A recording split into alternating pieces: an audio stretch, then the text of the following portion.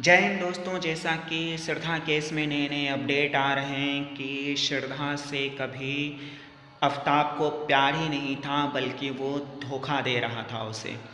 और धोखा उसके अलावा, श्रद्धा के अलावा बाकी लड़कियों के साथ भी डेटिंग ऐप से वो चैटिंग कर रहा था और उसके साथ भी वो रिलेशन बना रहा था। यानी कि श्रद्धा से उसे कभी प्यार था ही नहीं। अब ये लव जिहाद है या धोखा है या अंत है, ये तो जनता तय करेगी।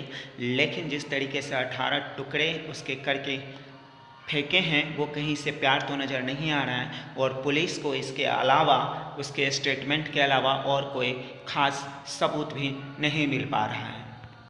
बीते 2 दिन से दिल्ली के महरौली थाने में श्रद्धा के लाश ढूंढे जा रहे हैं। वो कभी 35 तो कभी 20 टुकड़े की बात कर रहा है और जंगल में ढूंढा जा रहा है। जंगल के पास एक तालाब भी है और अगर आफताब ने उसे तालाब में फेंक दिया होगा तो ये और भी चुनौती होगी पुलिस के लिए उसके लाशों को ढूंढना।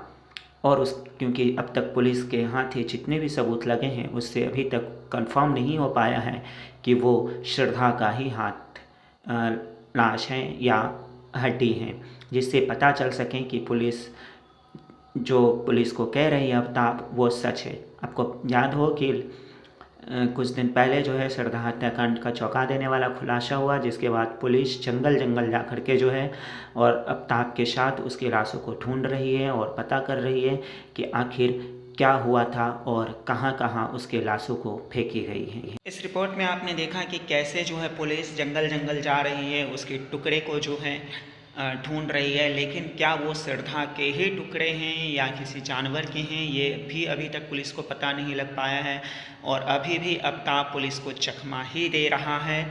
इसलिए अब क्या है, ये लव जिहाद है, धोखा है?